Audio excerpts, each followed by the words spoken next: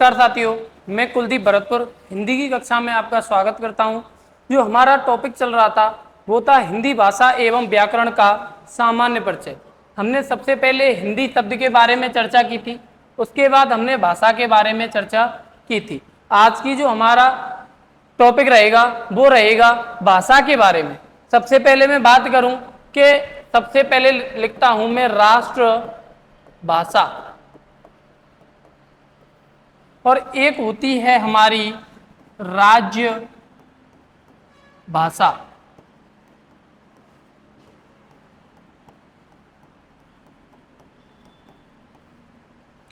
तो अगर बात करूं मैं कि भारत की राष्ट्रभाषा कौन सी है, तो याद रखना दोस्तों, भारत की जो राष्ट्रभाषा है वो हमारी नहीं है।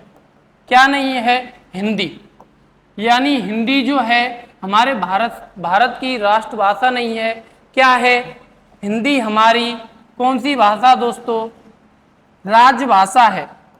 तो इस बात को याद रखेंगे कि हिंदी हमारी राष्ट्रीय भाषा नहीं, कौन सी भाषा है? राज्य यानी राज्य भाषा है।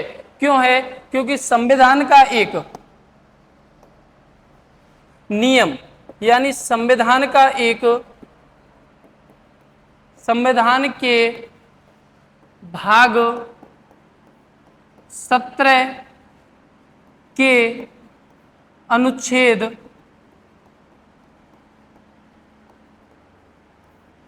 343 से 351 में 351 में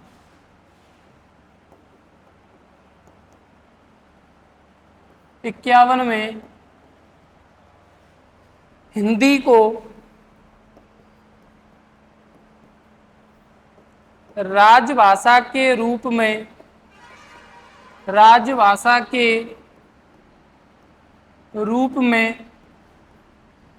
उल्लेखित किया गया है।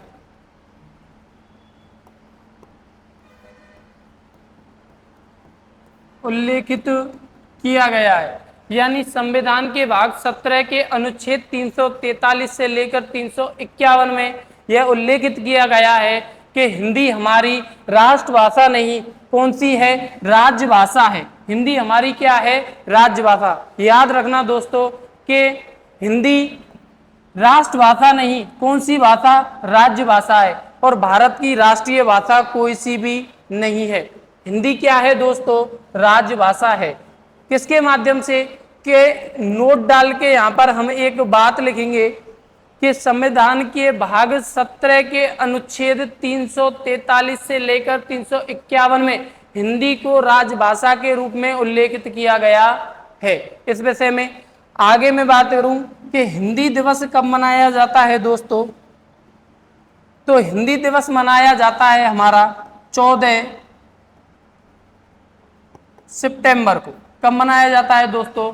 14 सितंबर को हिंदी दिवस मनाया जाता है। यहां तक एक बार स्क्रीनशॉट ले लेंगे।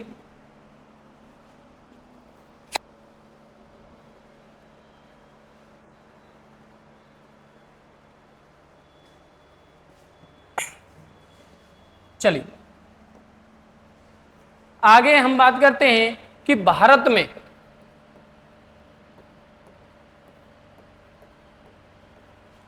कुल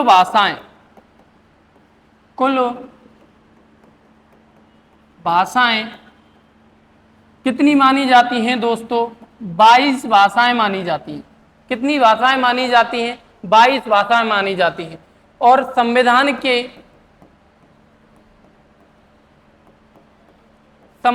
की 8वीं अनुसूची में संविधान की 8वीं अनुसूची में 22 भाषाओं का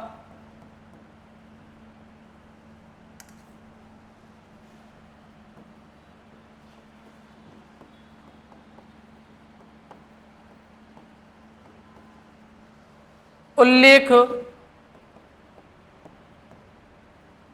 मिलता है। कितनी भाषाओं का उल्लेख मिलता है दोस्तों? 22 भाषाओं का उल्लेख मिलता है। यानी भारत में कुल कितनी भाषाएं? 22 भाषाएं। कौन सी अनुसूची में? 8वीं अनुसूची में। कितनी भाषाओं का उल्लेख मिलता है? 22 भाषाओं का उल्लेख मिलता है। आगे की हम बात करें, सबसे पहले हम बात करते हैं भाषाओं का वर्गीकरण। कैसे भाषाओं का वर्गीकरण होता है? सबसे पहले हम लेते हैं मातृभाषा, यानी सबसे पहले आती है हमारी मातृभाषा, उसके बाद आती है बोली,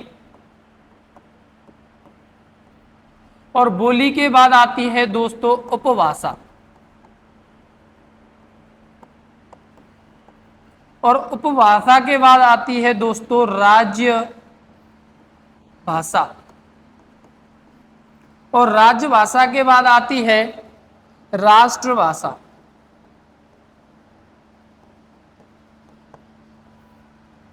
और राष्ट्रभाषा के बाद आती है हमारी एक और, वो रहती है राजनायक, या फिर कह सकते हैं सह आधिकारिक भाषा। यानी सबसे पहले हम बात करेंगे मातृभाषा के बारे में, उसके बाद बोली, बोली के बाद चर्चा करेंगे हम उपभाषा के बारे में, और उपभाषा के बाद बात करेंगे राजभाषा की, और राजभाषा के बाद बात करते हैं हम राष्ट्रभाषा की।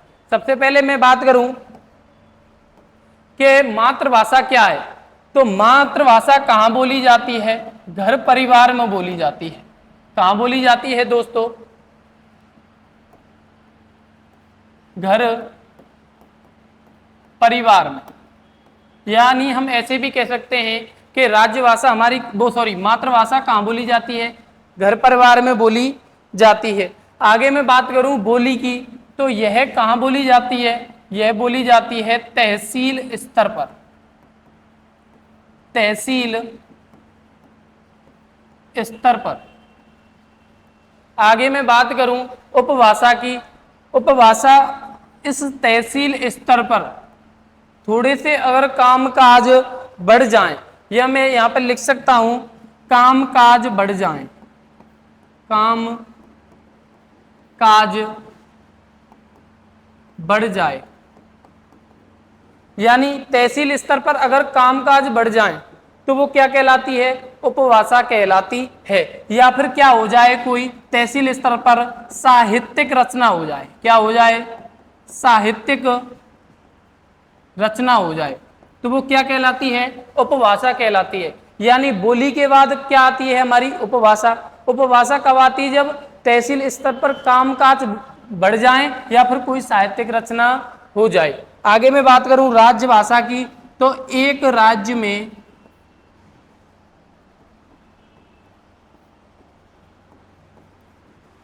बोले जाने वाली भाषा, यानी राज्य भाषा किसे कहते हैं? एक राज्य में बोले जाने वाली भाषा। मैं राष्ट्रभाषा की बात करूं दोस्तों, तो एक राष्ट्र में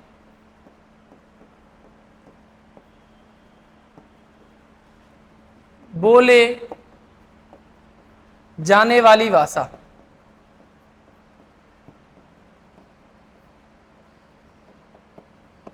एक राष्ट्र में बोले जाने वाली भाषा क्या कहलाती है? राष्ट्रभाषा कहलाती है, एक राष्ट्र में बोले जाने वाली भाषा। मैं आगे बात करता हूं राजनयिक भाषा, या फिर उसको बोलते हैं सह आधिकारिक भाषा। कि भारत की राजनयिक भाषा कौन सी है? भारत की राजनयिक भाषा कौन सी है? तो वो मानी जाती है दोस्तों अंग्रेजी। कौन सी भाषा मानी जाती है? अंग्रेजी। यानी पूछे क्वेश्चन आ जाता है आपके लिए कि भारत की राजनयिक या फिर सह आधिकारिक भाषा कौन सी है, तो वो ऑप्शन हमारा कौन सा सही रहेगा? अंग्रेजी। कौन सी मानी जाती है दोस्तों? अंग्रेजी मानी जाती है। दूसरी बात यह है कि भारत की राष्ट्रभाषा नहीं है। भारत की राष्ट्रभाषा नहीं है। क्यों नहीं है? क्योंकि भारत में कुल कितनी भाषाएं? कुल भाषाएं कितनी हैं दोस्तों? 22। यानी किसी एक विशेष भाषा के लिए स्थान नहीं दिया गया है। कहां पर? भारत में। इसीलिए भारत की कोई भी राष्ट्रभाषा नहीं है। हिंदी हमारी कौन सी भाषा मानी जाती है दोस्तों? राज्य भाषा मानी जाती है। एक बार यहां तक स्क्रीनशॉट ले लेंगे।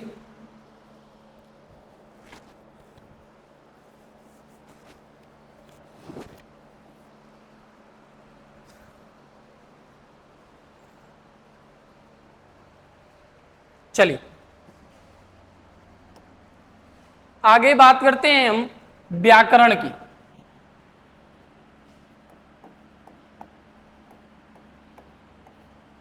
व्याकरण क्या है? सबसे पहले बात करते हैं हम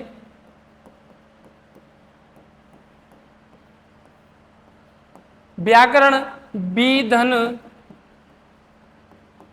आकरण। इस बी का मतलब होता है दोस्तों विशेष। क्या होता है? विशेष। और आकरण का अर्थ होता है दोस्तों ज्ञान कराना। यानी जो हमें विशेष ज्ञान कराता है वह शब्द क्या कहलाता है? व्याकरण कहलाता है। यानी अब तक समझ में आ गया होगा आपको कि व्याकरण किसे कहते हैं। बी का मतलब होता है विशेष, आकरण का मतलब होता है ज्ञान कराना। यानी जो शब्द हमें विशेष ज्ञान कराता है उसे क्या कहते हैं? व्याकरण कहते हैं। आगे की मैं बात करूं, व्याकरण की अगर परिभाषा की बात करें तो व्याकरण एक ऐसा ग्रंथ है, व्याकरण एक ऐसा ग्रंथ है जिसके माध्यम से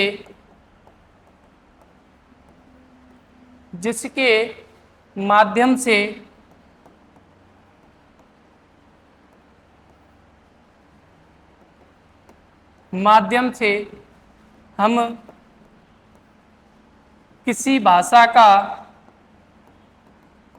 किसी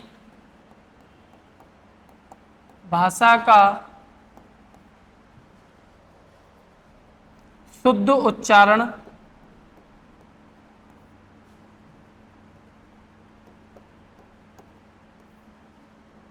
शुद्ध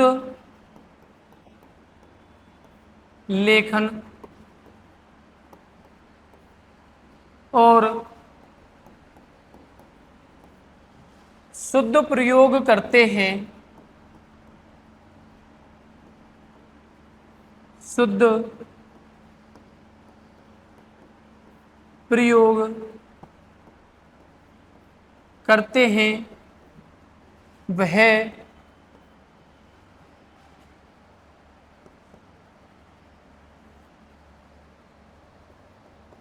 उसे व्याकरण कहते हैं। उसे व्याकरण कहते हैं। यानी मैं बात करूं कि व्याकरण का अर्थ क्या होता है, बी का मतलब होता है विशेष और आकरण का अर्थ क्या होता है दोस्तों? ज्ञान कराना। तो क्या किसका ज्ञान होता है हमें? विशेष ज्ञान, विशेष ज्ञान होता है, वह शब्द क्या कहलाता है? व्याकरण कहलाता है। आगे की मैं बात करूं तो व्याकरण एक ऐसा ग्रंथ है जिसके माध्यम से हम किसी भाषा का शुद्ध उच्चारण करते हैं या फिर उस भाषा को शुद्ध लिखते हैं या फिर उस भाषा का शुद्ध प्रयोग करते हैं, वो क्या कहलाती है? व्याकरण कहलाती है। यहां तक एक बार स्क्रीनशॉट ले लेंगे।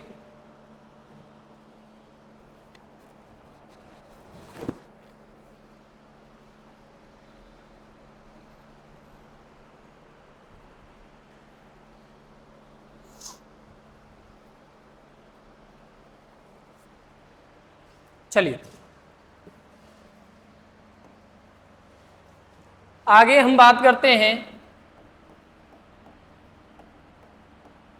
व्याकरण के भेद के बारे में। तो व्याकरण के कितने भेद होते हैं दोस्तों? व्याकरण के भेद होते हैं 3। कितने भेद दोस्तों? 3। जो सबसे पहले हमारा रहता है वो रहता है वर्ण विचार। वर्ण विचार। दूसरा जो रहता है हमारा वाक्य विचार। जो तीसरा भेद होता है वो होता है शब्द विचार। दूसरे नंबर पर आता है हमारा शब्द विचार और तीसरे नंबर पर आता है हमारा वाक्य विचार। सबसे पहले हम बात करते हैं वर्ण विचार के बारे में, यानी व्याकरण के भेद कितने होते हैं? तो 3 भेद होते हैं। सबसे पहले आता है हमारा वर्ण विचार, वर्ण विचार के बाद आता है हमारा शब्द विचार और शब्द विचार के बाद आता है हमारा वाक्य विचार। सबसे पहले पढ़ेंगे हम दोस्तों कि वर्ण विचार। तो सबसे पहले हम बात करते हैं वर्ण विचार की।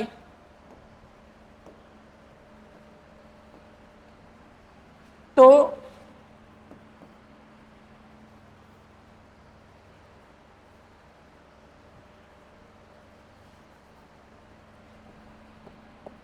सबसे पहले बात करेंगे वर्ण की कि वर्ण किसे कहते हैं। तो मैं बात करूं भाषा की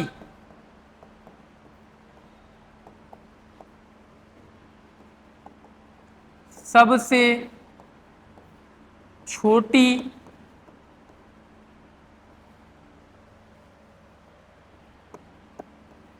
इकाई। भाषा की सबसे छोटी इकाई। अब भाषा की सबसे छोटी इकाई की अगर मैं बात करूं, एक होती है हमारी लिखित रूप में। किसमें होती है दोस्तों? लिखित रूप में। और एक होती है हमारी मौखिक रूप में। एक लिखित रूप में और एक होती है मौखिक रूप में। अगर पूछे भाषा की सबसे छोटी इकाई लिखित रूप में, भाषा की सबसे छोटी इकाई होती है दोस्तों वर्ण। क्या होती है? वर्ण। अगर मौखिक रूप में भाषा की सबसे छोटी इकाई पूछे तो वो होती है ध्वनि। यानी भाषा की सबसे छोटी इकाई लिखित रूप में तो होती है वर्ण, लेकिन मौखिक रूप में होती है ध्वनि। अब इन दोनों में क्या अंतर है? वर्ण में और ध्वनि में क्या अंतर है देखेंगे आगे। मैं एक इकाई लेके चल रहा हूं दोस्तों, इकाई। और इस इकाई का मतलब क्या होता है? एक होता है। क्या होता है दोस्तों? एक होता है। तो मैं बात करूं कि एक इकाई तो होती है लिखित रूप में। कैसे होती है? लिखित रूप में। और एक इकाई होती है मौखिक रूप में। मैंने बता दिया था दोस्तों कि लिखित रूप में भाषा की सबसे छोटी इकाई क्या मानी जाती है? वर्ण मानी जाती है। और मौखिक रूप में भाषा की सबसे छोटी इकाई क्या मानी जाती है? ध्वनि मानी जाती है। क्या मानी जाती है दोस्तों?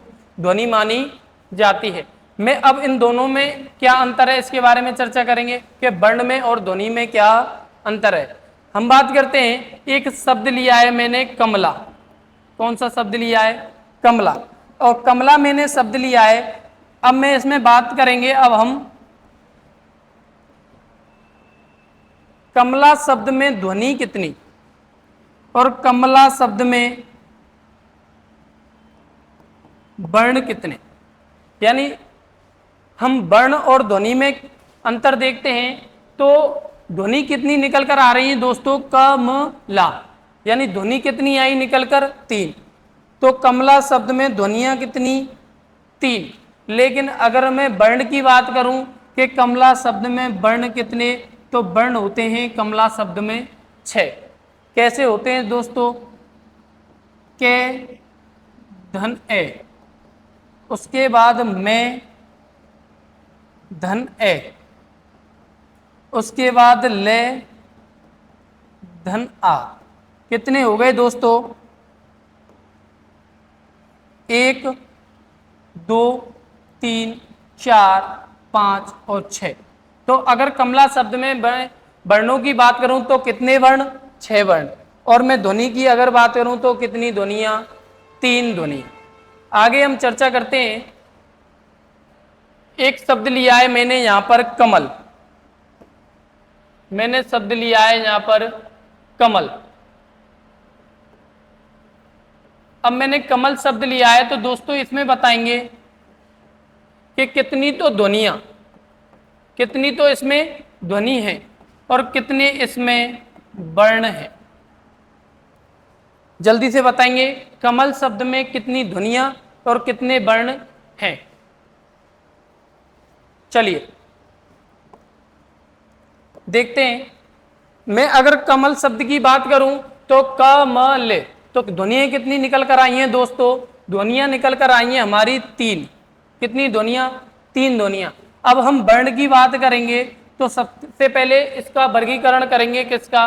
कमल शब्द का। तो के धन ए, धन में, धन ए, उसके बाद आ जाता है हमारा ले। तो याद रखना दोस्तों कि अगर छोटे आ की मात्रा यानी ए की मात्रा लास्ट में आती है, शब्द के लास्ट में अगर छोटे आ की मात्रा आती है तो उसको कभी भी हम काउंट नहीं करते। क्यों काउंट नहीं करते? क्योंकि स्वरों की संख्या तो होती है कितनी? 11। लेकिन अगर मैं मात्राओं की बात करूं तो मात्राएं होती हैं हमारी 10। तो याद रखना अगर शब्द के अंत में अगर छोटे आ की मात्रा आ जाए तो उसको कभी भी हम काउंट नहीं करेंगे। क्यों नहीं करेंगे? क्योंकि कै धन ए, धन में धन ए, उसके बाद करना चाहिए था मुझे ले धन ए, लेकिन नहीं, ऐसा नहीं होता। क्या होता है कि एक लास्ट में अगर ए की मात्रा आ जाती है तो उसको हम काउंट नहीं करते हैं। ठीक है, यहां तक समझ में आ गया होगा वर्ण और ध्वनि के बारे में। एक बार स्क्रीनशॉट ले लेंगे यहां तक।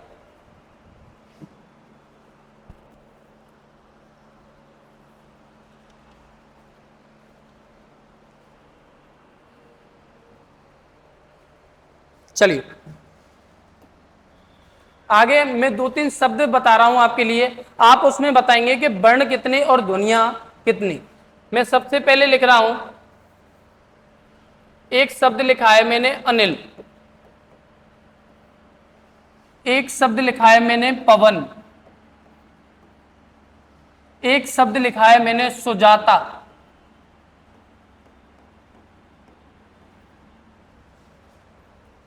इन शब्दों में बताएंगे दोस्तों कि कितनी तो ध्वनि है और कितने वर्ण हैं।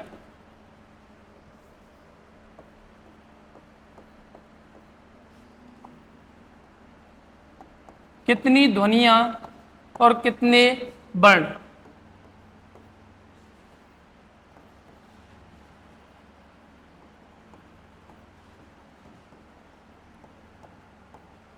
चलिए जल्दी से बताएंगे।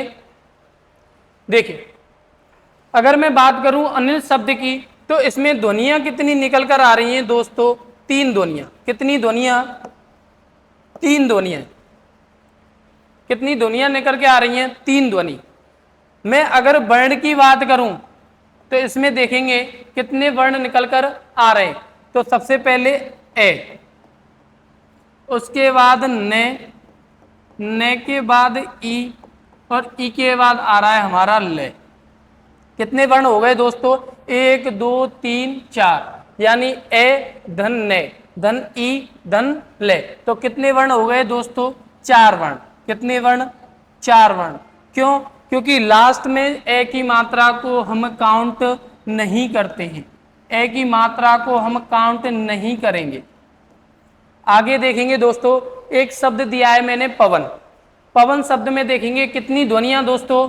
3 ध्वनियां। कितनी ध्वनियां? 3 ध्वनियां। और अगर मैं वर्ण की बात करूं तो कितने वर्ण आ जाते हैं दोस्तों? एक बार काउंट करके देखेंगे। पे, धन ए, धन वे, धन ए। उसके बाद आ जाता है हमारा ने। तो कितने वर्ण हो गए दोस्तों? 5 वर्ण। तो पवन शब्द में कितने वर्ण? 5 वर्ण। आगे हम बात करते हैं सुजाता में। सुजाता की मैं बात करूं तो सुजाता, तो कितनी ध्वनियां दोस्तों? 3 ध्वनियां। लेकिन यहां पर वर्ण कितने? तो वर्णों के बारे में देखेंगे कि कितने वर्ण आ रहे हैं यहां पे। तो से, धन उ, उसके बाद जय, धन आ, उसके बाद ते, धन आ। तो कितने वर्ण हो गए दोस्तों? 6 वर्ण हो गए। कितने वर्ण? 6 वर्ण। तो वर्णों की संख्या यहां पर सुजाता शब्द में कितनी? 6। क्यों? क्योंकि लास्ट में हमारे काय की मात्रा आ रही है, बड़े आ की मात्रा, यानी आ की मात्रा आ रही है, तो इसको हम काउंट जरूर करेंगे। लास्ट में अगर छोटे आ की मात्रा आती है, यानी लघु ए आता है, तो उसको कभी भी काउंट हम नहीं करते शब्द के अंत में। यहां तक एक बार स्क्रीनशॉट ले लेंगे।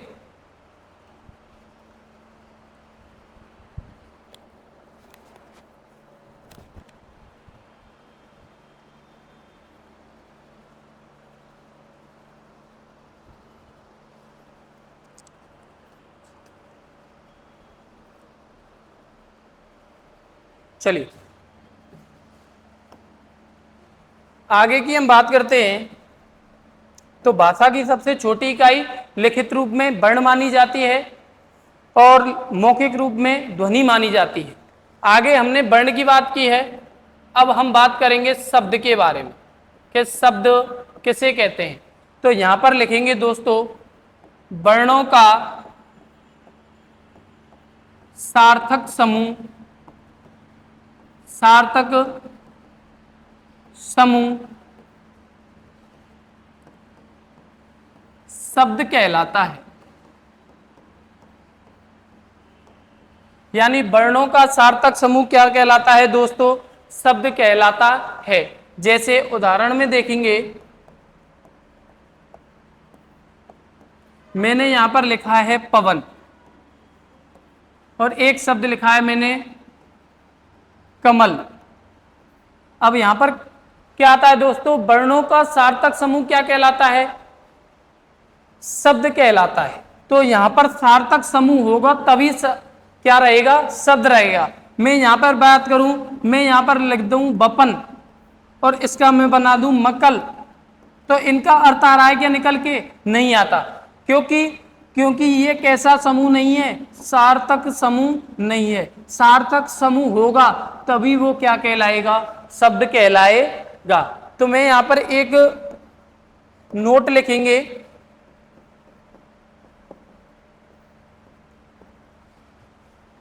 अर्थ के आधार पर, अर्थ के आधार पर भाषा की सबसे छोटी इकाई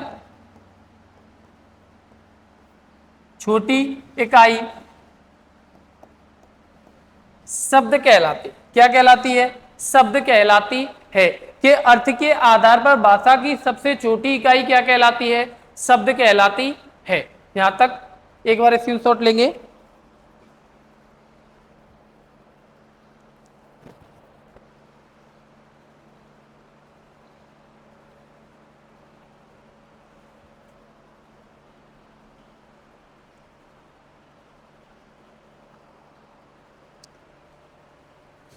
चलिए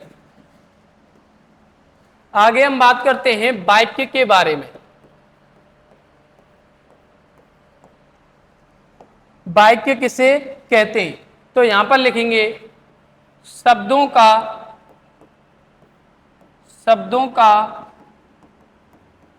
सार्थक समूह। शब्दों का सार्थक समूह वाक्य कहलाता है। क्या कहलाता है? वाक्य कहलाता है। यानी शब्दों का जो सार्थक समूह रहेगा वो क्या कहलाएगा? वाक्य कहलाएगा। अर्थात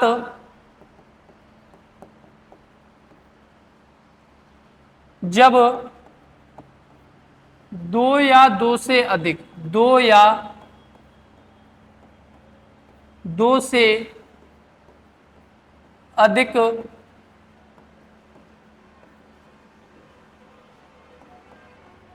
शब्द मिलते हैं, शब्द मिलते हैं और पूरे भाव का बोध कराते हैं, बोध कराते हैं, वो क्या कहलाते हैं दोस्तों? वाक्य कहलाते हैं। जैसे उदाहरण में लिखेंगे एक,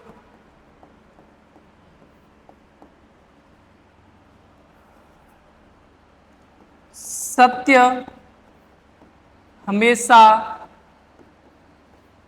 कड़वा होता है, सत्य हमेशा कड़वा होता है। तो यहां पर देखेंगे मैंने क्या कहा था कि शब्दों का सार्थक समूह क्या कहलाता है? वाक्य कहलाता है। यानी अर्थात जब दो या दो से अधिक शब्द मिलते हैं और पूरे भाव का क्या कराते हैं, हमें बोध कराते हैं, वो क्या कहलाते हैं? वाक्य कहलाते हैं। मैंने यहाँ पर शब्द दो या दो से अधिक लिखे हैं। मैंने लिखा है सत्य हमेशा कैसा होता है?